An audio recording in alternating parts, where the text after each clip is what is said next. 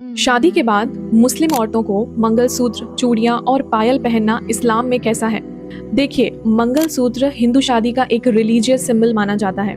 इसीलिए अगर कोई मुस्लिम औरत शादी की निशानी समझकर पहने तो ये नाजायज है, क्योंकि इस्लाम में किसी और दीन की निशानी को अपनाना मना है।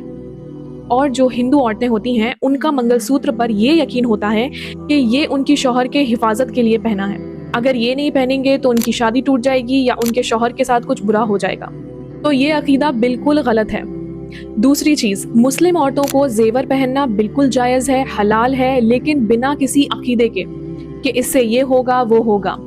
जेवर जैसे सोना, चांदी, आर्टिफिशियल ज्वेलरी मुस्लिम औरतें पहन सकती हैं, सिर्फ अच्छा लगने के लिए।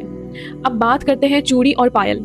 चूड़ियां और पायल दोनों औरतों का जेवर है और इस्लाम में बिल्कुल अलाउड है, लेकिन आवाज करने वाली चूड़ियां और पायल गैर मर्दों के सामने पहनना जायज नहीं। इसे आप अपने शौहर के सामने और घर में पहन सकती हैं।